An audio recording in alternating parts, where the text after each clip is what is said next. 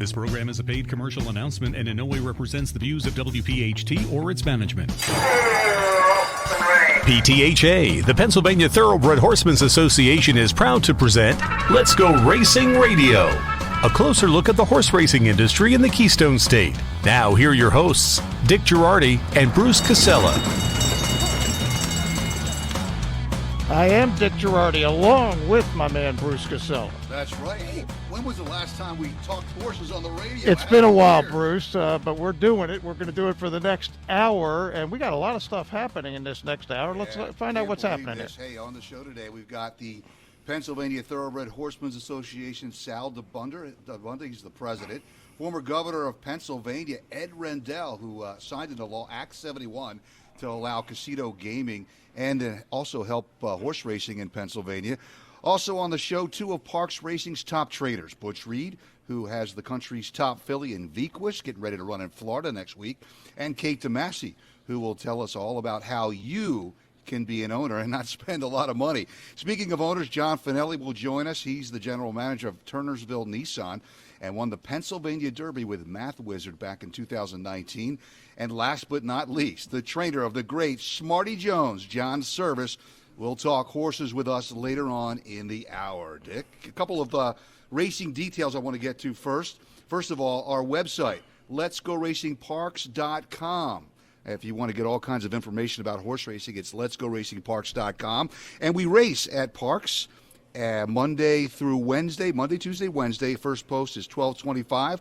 We also, if you want to make bets around the country and at Parks, we have the Parks mobile racing app, and you go to parksracing.com to get that app, and you can watch and wager on races from Parks and around the world. And don't forget, Dick Girardi, we've been doing this show for a long time. Watch Let's Go Racing on PHL 17 Saturdays at 10 a.m., the oldest local show in Philadelphia sports history. No question. We've been doing it for a quarter century now, Bruce. You came up with the idea way back when. I've had a number of hosts are with me. Now it's Danny Gibson, but it's your show, and we just appear on it. And we're going to talk about a lot of topics today.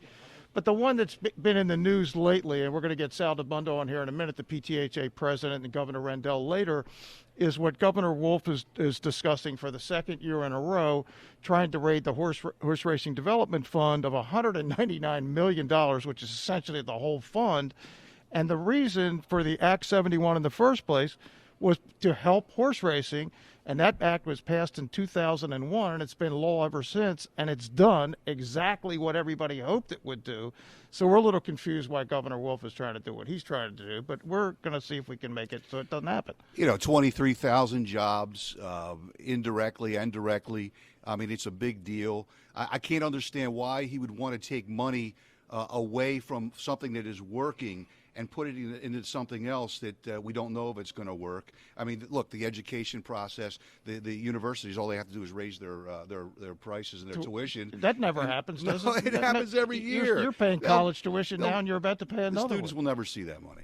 I mean, it's good that he wants to help the students. We understand but that. But don't kill the industry. Right. It's one thing if you're going to try to help one part of the society, but don't do it at the expense of another part of society. And a business that was specifically being hurt by states around us, including West Virginia and Delaware, which already had gaming, and Pennsylvania for years. They were trying to get this passed, and it was really Governor Rendell who really pushed the legislature to finally make it happen. And I remember Brucey signed the bill in the winner's circle at Parks in July of 2004, and you mentioned we're going to have John Service on here at the end of the show. And one of the main reasons that bill got signed was because of the great Smarty Jones. Remember, that was his year, 2004, when he won the Derby and the Preakness, and should have and would have, if others hadn't gotten away, won the Triple Crown. That's right. But unfortunately, that did not happen. And you and I still have not gotten over it. We're not bitter at all, though, are we? No, not at all. I mean, look, we've been here a long time talking horses, and we've got some good people that we got to meet along the way. And, gee, I love this sport. I love the people.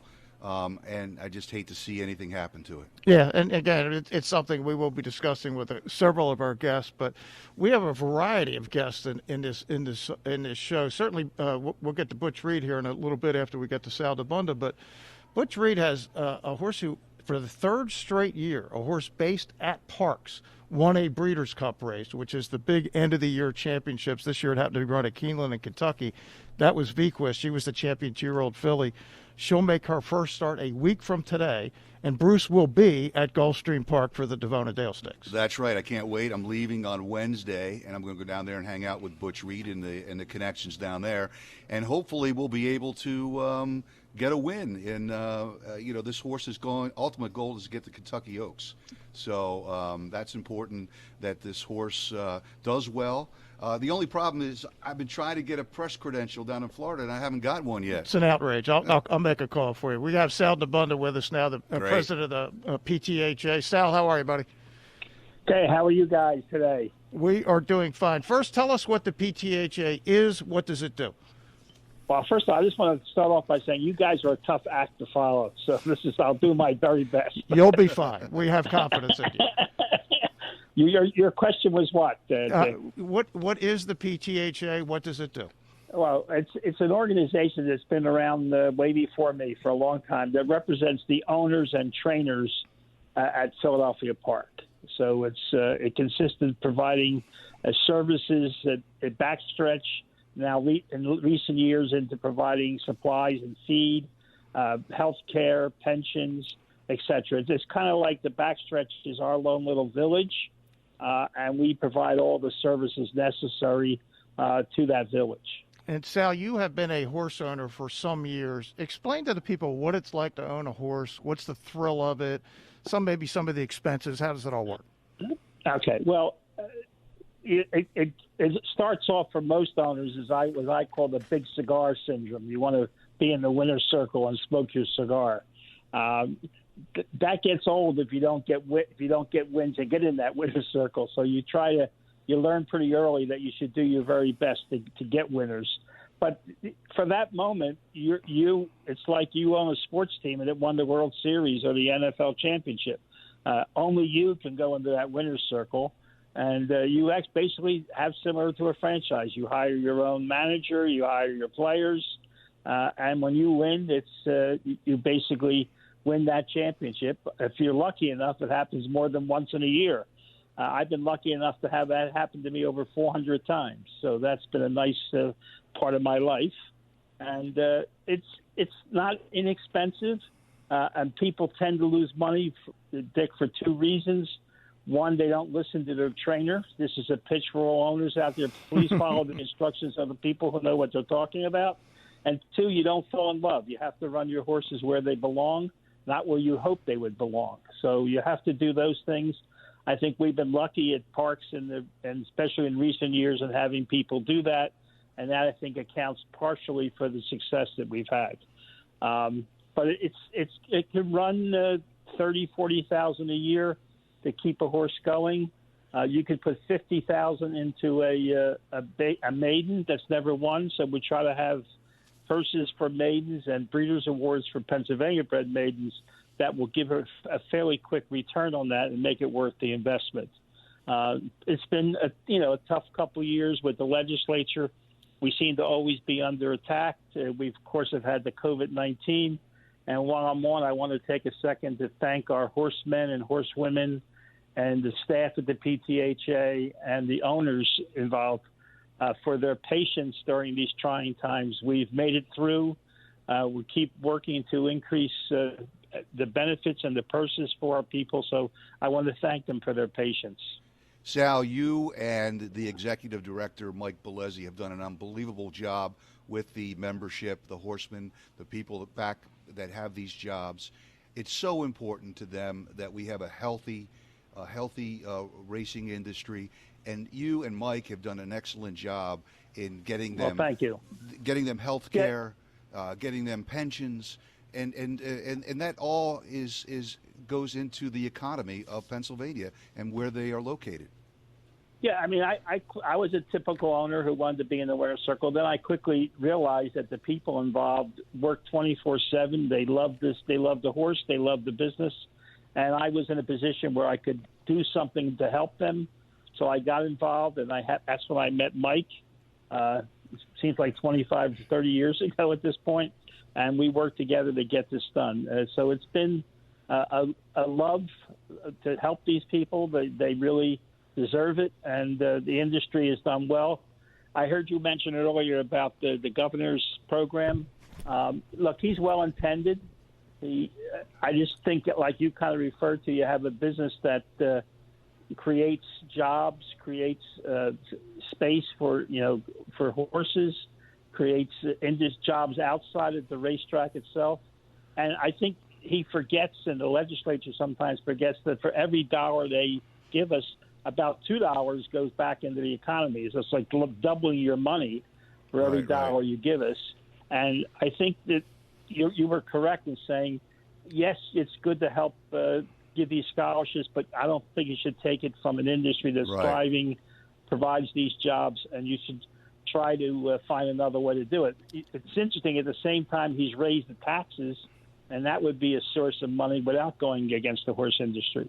The other thing that's happened is that other gaming has come in Pennsylvania, and the horsemen have not participated in that. Right. So it's kind of like we're holding a burning candle at both ends, because we're getting competition for the revenues we're getting, and we're also getting money being taken from us at the other end of the candle, and that candle's getting smaller and smaller. Sal, we're up against it now. We've got to get to a break, but I do appreciate you coming on the show today. Thank you so much, and keep up the good work. Thank you for having me. Have a good day, everyone. You too. Thanks, Sal. We'll be back in a moment with top trainer Butch Reed, who is getting the champion Vequist ready for her 3-year-old debut down in Florida. But first, did you know that zero tax dollars go to support racing in Pennsylvania? The funds are shared from the Pennsylvania casinos and their profits, and after taxes put in an irrevocable trust fund to preserve racing jobs and provide money to support the horse racing. No tax dollars are involved.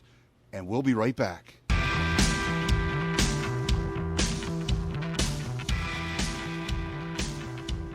Welcome back to Talk Radio 1210 WPHT. I am Dick Girardi along with Bruce Casella. Horses from Parks are getting ready for a possible Triple Crown tries this year and Kentucky Oaks runs. Capo Cane, trained by Harry Weiner, is looking forward to the Grade 3 Gotham Stakes at Aqueduct. That's March the 6th. Another possible 3-year-old with Derby aim, Brooklyn Strong, trained by Danny Velasquez, also up at Parks. And the top 2-year-old filly from last year, the champion, Vequist, is down at Palm Meadows in South Florida, getting ready to run next Saturday's Devona Dale. Her first goal of the season will be the April 30th Kentucky Oaks at Churchill Downs. And we're pleased to be joined by her trainer, Butch Reed. Butch, how are you? Very good, guys. Good to talk to you. Absolutely. So Vequist is one more work away from her first race. She'll work tomorrow at Palm Meadows. Tell us how the 3-year-old filly is doing. That's correct. Yeah, she's doing really fantastic. And, in fact, I've got her just about where I want her for this first start. We've got, several good 5/8s in her. So tomorrow she's just going to go a little easy 3/8, something like that, just to stretch her legs a little bit and make sure mentally she's where we win her for Saturday's race. Butch, you're a South Jersey guy. You and your brother Mark have been in horse racing for years. What is it like to have a champion and a horse going for one of the biggest races in the country? Well, I wasn't sure, that box would ever get checked. That I've been so fortunate that the right buyers came along when she was impressive early in her career, and I was fortunate they left the filly with me and gave me that vote of confidence to go on with her and make my own decisions here and plot my own course. So it's been fantastic for my family and for everybody back in Philly that's been cheering us on. It's been a really exciting time. And you and your wife, Ginny, have been together in this game. I mean, you're basically an entry 1 and 1A at the track together every day. When you made the decision to come up to Parks more than a decade ago now, what was behind it and how has it worked out for you? Oh, it's worked out fantastic. I mean, we were always Philly people, even though we felt like we were a little bit, or I was anyway. My wife really wasn't. She's up in Albany, New York, but always around Philly. And when the opportunity, we saw the purse money coming with the slot infusion. So we decided to make the move there, and it was like coming home.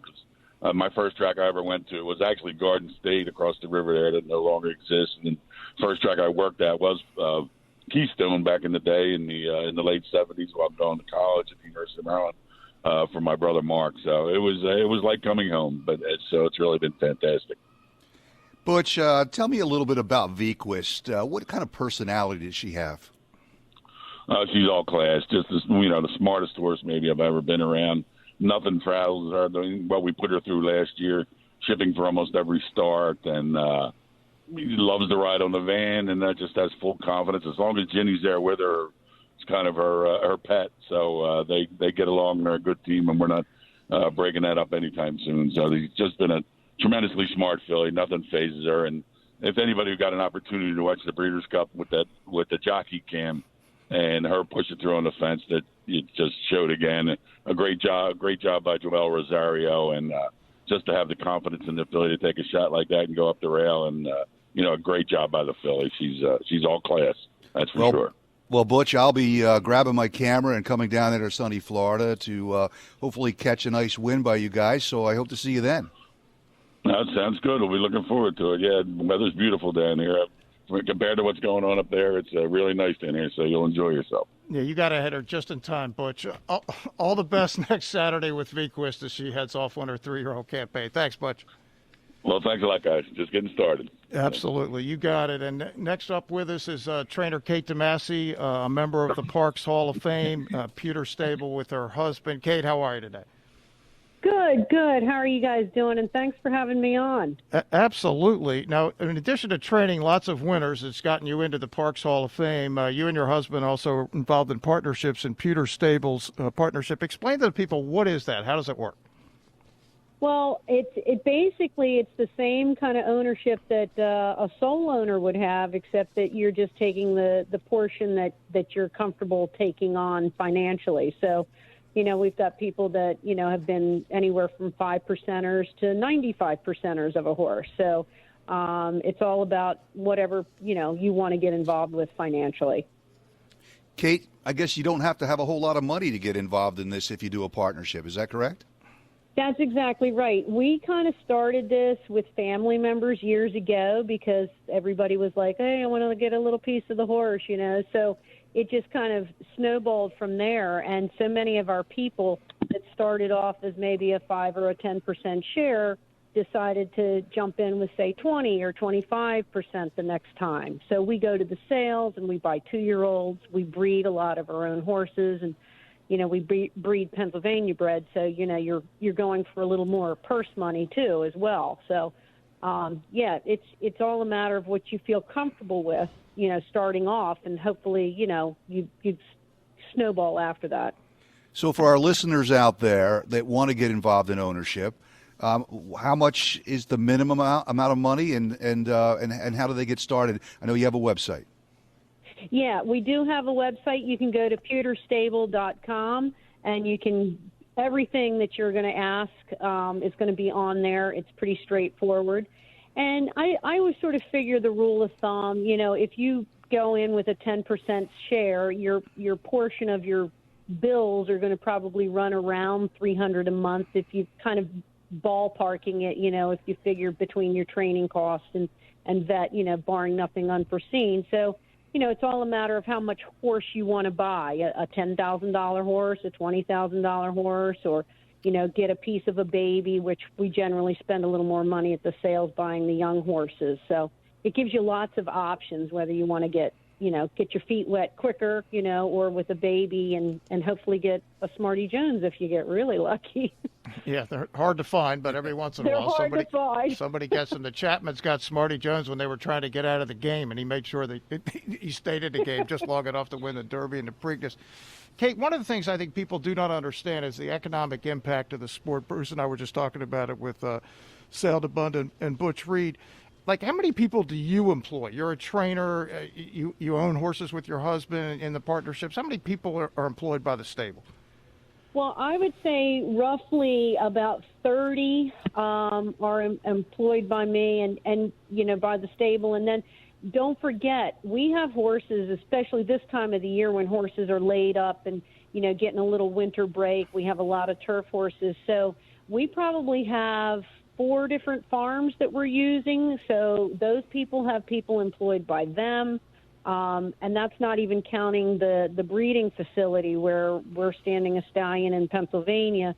So they have people. So when you start adding up, say, 5 different farms that Pewter Stables horses are going to be resting on or gestating on and being bred on and all that kind of thing. You're talking about a far-reaching hand into the whole thing, because you've got hay dealers, feed dealers, vanning companies, you name it.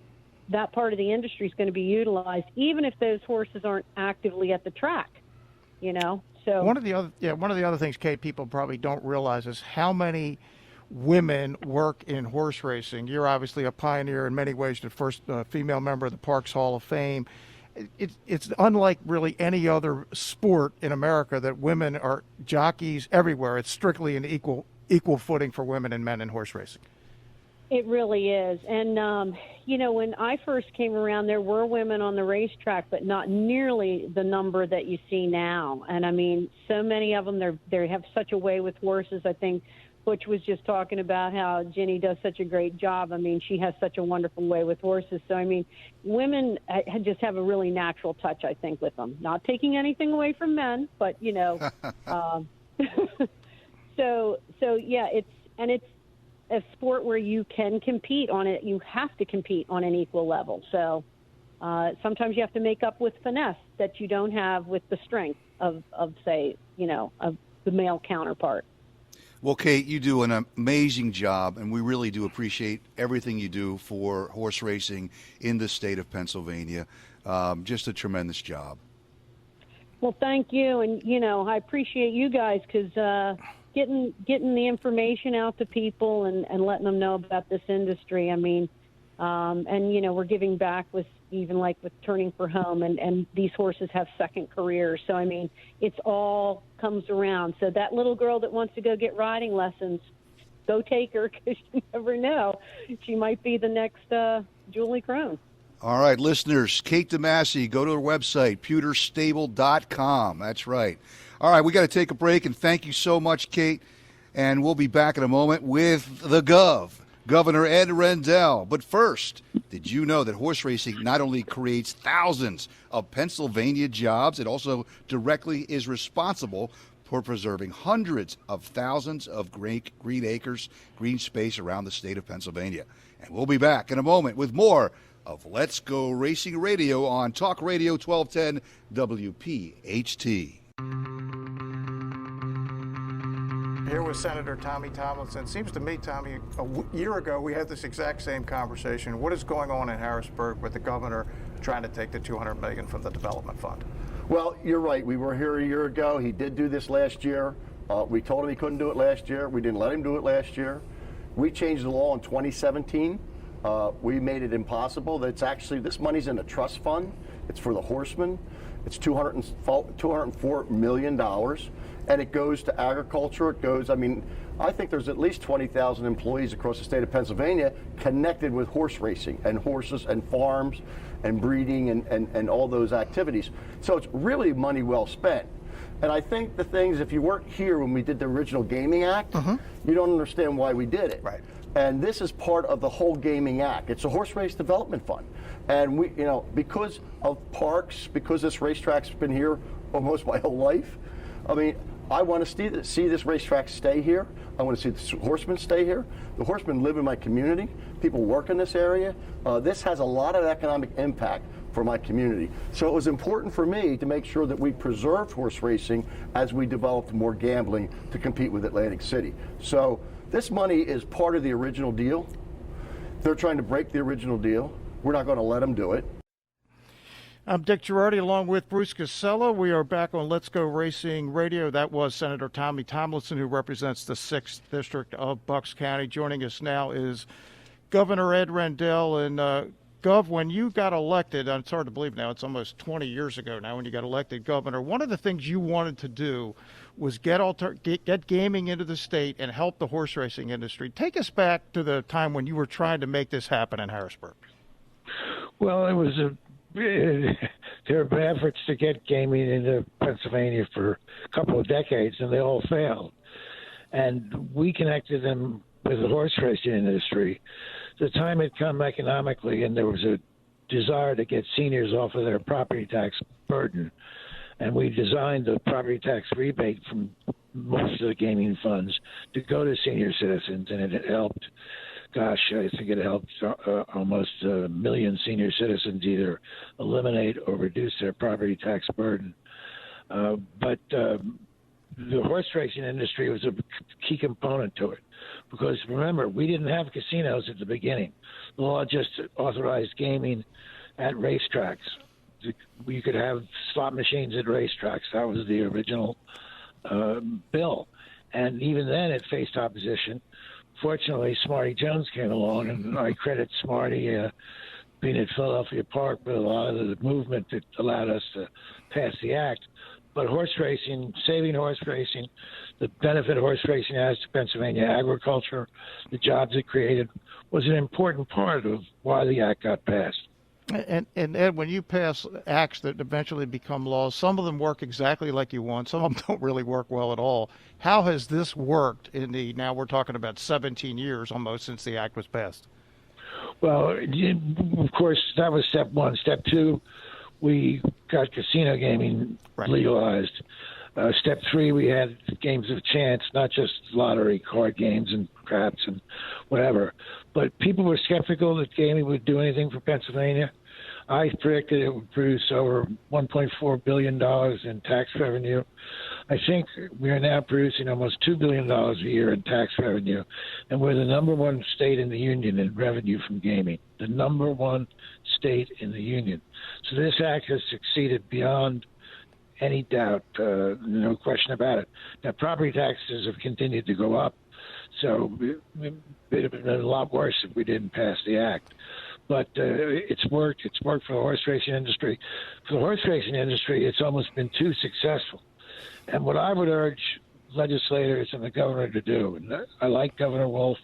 I think he's done a good job. I think he's looking at the right area. He wants to help our students, because many of them have lost their part-time jobs, are struggling in a mountain of debt, and he wants to get these scholarships to help students who go to our 11 state colleges. So it's a good cause. It's not a frivolous act on the governor's part. But Tommy Tomlinson, the clip you played, he's exactly right. In 2017, it was changed to a trust fund. The state was allowed to borrow from the trust fund, but with a strict proviso that whatever was taken from the trust fund to meet an emergency would be paid back. I forget within what time, but would be paid back.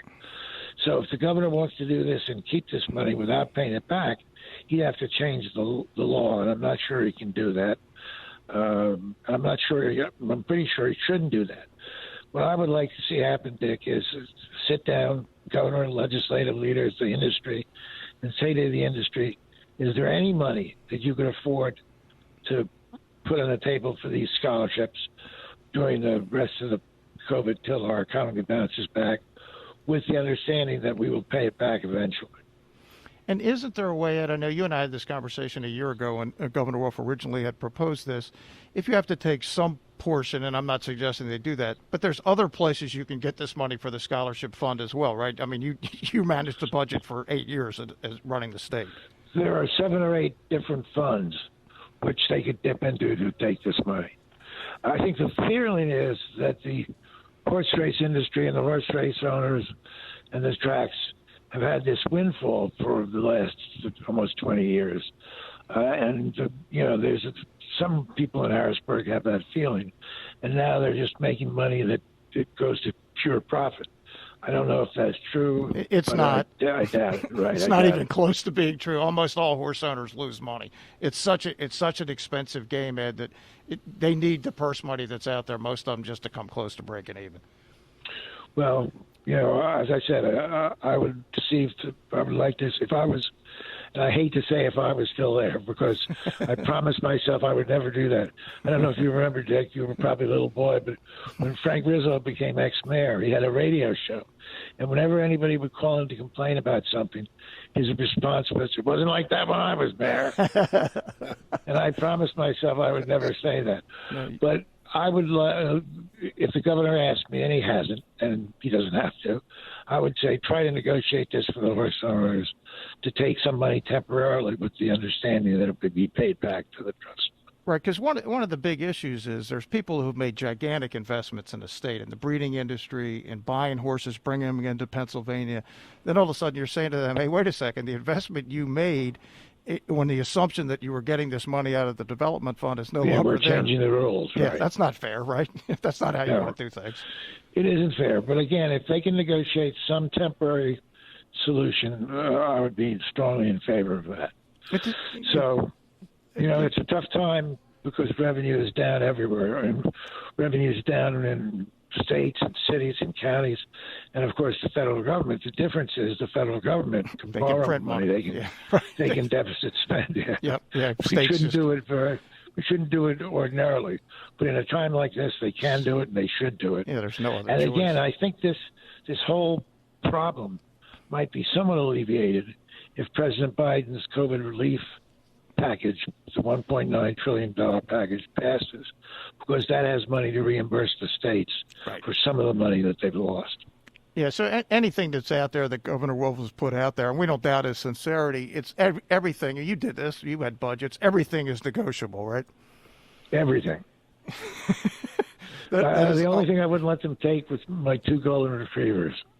That's not happening. They could have the governor's residence if I got a good enough. And if I got a good enough budget. Of all the things you did in your 8 years as governor, and you and I have had this conversation, where does this rank? The fact that you got casino gaming, you helped horse racing, you just mentioned that the $2 billion. Where does that rank among your achievements? Well, in terms of the good things like education and infrastructure, they need money. This was the thing we did that had the most financial impact of anything we've done. And in addition, it produced a lot of significant property tax. And I know people say property taxes are too high, but I would love someone to do an accounting and show the average homeowner how much more money they would have paid in property taxes if we didn't have gaming. Ed, this is Bruce Casella. I wanted to ask you about your thoughts about Smarty Jones when this hit the market, Pennsylvania, and the excitement about it. What do you remember about it? Well, I remember people started. Smarty reminded people why we liked horse racing, what a great sport it is, how incredible these animals are, and how much it can do for the economy. I mean, just think of all the Smarty Jones books and T-shirts and hats and things. I mean, Pennsylvania got sales tax on every dime of them, so it was amazing. And I will say I've been disappointed by sports teams all my life. But as Dick can tell you, I was never more disappointed than the day at Belmont. First of all, because Dick told me the week before, I said, is there any way he loses? Dick said, no, he wins easily. So that was number one. So Dick broke my heart. And when Smarty came around the bend and he was 4 lengths ahead, he had never been caught from behind. I remembered what Dick said, and I was thinking up what I was going to say to the TV cameras after it was over. And then that horse that never did anything else. Birdstone, right? Birdstone. Yeah, I'll never forget how quiet it was when Birdstone finished first. No question. I remember you were sitting about 6 or 7 rows behind me, and I looked up at you, and you mouthed the word Birdstone. Like, what was that? Well, we all felt the same way. But what a story it was. Didn't do anything to deserve all of the enmity that was directed towards him. Governor, it was a crushing day for us, and a crushing day for kids all over the country. Because Smarty Jones caught on with the kids because of his name and because he was a little horse, because he'd almost killed himself in a track accident. He was the nation's hero. You know, Governor, I've got to ask you real quick, and I miss you on TV. What are your thoughts about losing Carson Wentz to the Colts? Well, I dare say, knowing what I know about Philadelphia sports, Carson Wentz will be all pro soon. Wouldn't that be perfect? And in 2022, we play him out at Indianapolis. Talk about disappointments. I would take the over. Ed is a Hall of Famer, too, at Parks. Yeah, he is in the Parks Hall of Fame, no question. And Ed, thanks so much. But I would say to people out there on Smarty Jones, keep in mind the Derby is the Super Bowl. He won the Super Bowl, then he won the Preakness. The Triple Crown's like winning 3 Super Bowls in a row. But I understand the disappointment. I get it. Am I right that he still has the largest victory margin in the history of the Preakness? You are Preakness? correct, Yeah. sir. Yeah, There you go. He was Go only the second Sparty. horse ever to try to be undefeated, winning the Triple Crown. Right. Ed, you're the best, man. Thanks so much. See you guys. We always Bye-bye. appreciate it. That was See the you, great Ed. Governor Ed Rendell. All right, time for a quick break. When we come back, we'll introduce you to a thoroughbred owner who is also the general manager at Turnersville Nissan, John Finelli. He's not a rich horse owner, as Governor Wolf has suggested, just a hard-working family man. But he did win the 2019 Pennsylvania Derby with Math Wizard. His story, plus the trainer of the great Smarty Jones, is going to join us. John Service, who's on his way to West Virginia in his truck right now. He's next on Talk Radio 1210 WPHT. Free speech in your pocket. Talk Radio 1210, only on the radio.com app. Welcome back to Let's Go Racing Radio on the 1210 WPHT. I'm Dick Girardi along with Bruce Casella. Joining us now, thoroughbred owner and a good friend of both of us, John Finelli. John, it was, we're closing on 2 years now that you won the Pennsylvania Derby with Math Wizard. Does that ever wear off? Not at all. Not at all. How are you, gentlemen? We're doing great. Now, you're a guy who grew up in South Philly. You live over in Jersey now. What was it about horse racing that got you into it? Well, unfortunately, I came from a family of gamblers. So my dad took me to the track since I was a young boy, maybe 7, 8 years old. And I just love the animal. I love the excitement, the action. It's the sport of kings. It really is. And, it's really what started me. John, tell me about Math Wizard, and also you have a horse that ran into the Kentucky Derby, New York Traffic. What's going on with those two? So Math Wizard, we gave him a little rough campaign. Took him, through Saratoga and some real tough races. I mean, ran some grade 1s, grade 2s. So he needed a little bit of break. We gave him a break. Brought him back in a grade 3 down in Gulfstream. He ran a good 4th. So we took a shot at the Pegasus and wound up getting the outside post. And I think it's 2% of the horses have won from that post in the history of the track going that distance or something, some crazy stat like that. So, other than scratching, we figured we'll just run, and just came up just a really bad trip. So we're going to point him. I'm going to give him a little bit easier of a race, probably drop back to a grade 3 maybe. As far as New York Traffic, similar situation. I mean, ran in a lot of big races last year, needed a break after the Preakness. We've given him that time. So we started him back up now maybe a month ago, and he should work tomorrow, maybe once more, and we'll bring him back for 2 other at Gulfstream and then start pointing them to some big races. Well, John, all the best with all of your horses this year. We know that you support up at Parks. How many horses do you own right now, either yourself or in partnership? About 20. 20. And that's about how you want to keep it? That's a good number. You're addicted. Yeah. No, realistically, I'd like to have 12 to 15, but, okay.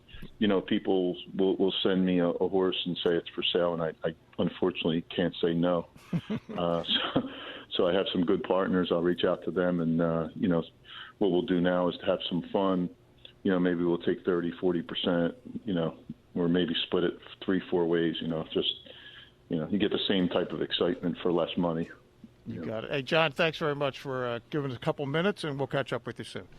Of course. Thanks, you guys. Got it. And thanks, buddy. Joining us now, another John needs no introduction in this state or anywhere else. John Service, inaugural member of the Parks Hall of Fame, of course, the trainer of Smarty Jones, on his way to his native West Virginia. John, how you doing? I'm good, guys. How y'all doing?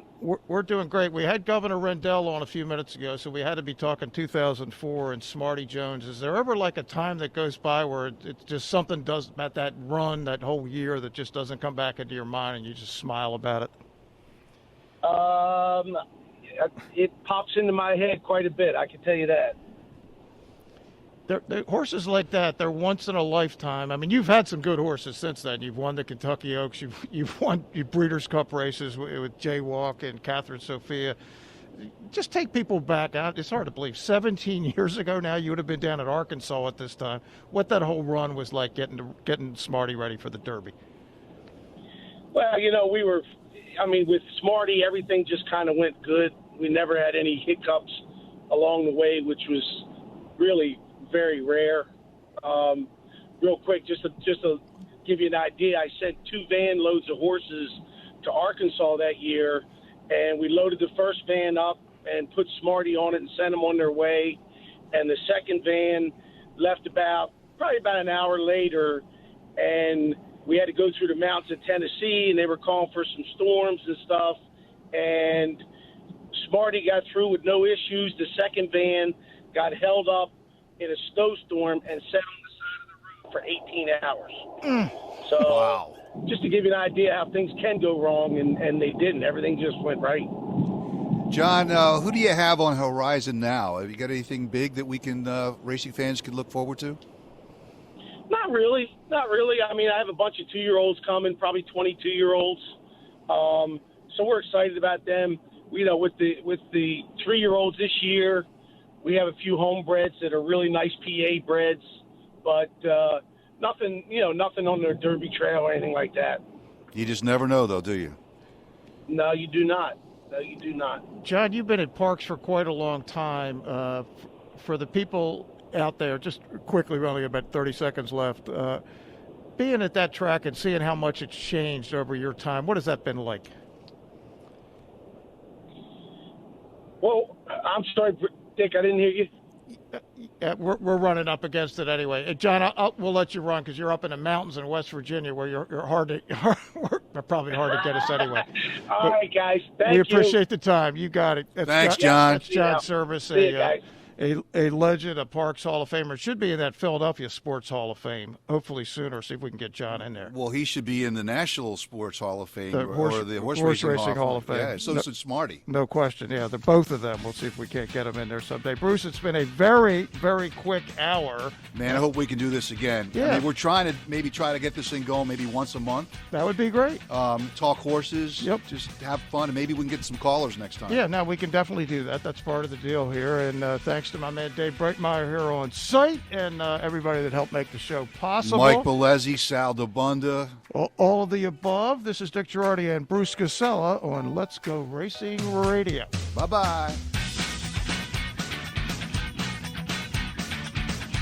This program is a paid commercial announcement and in no way represents the views of WPHT or its management.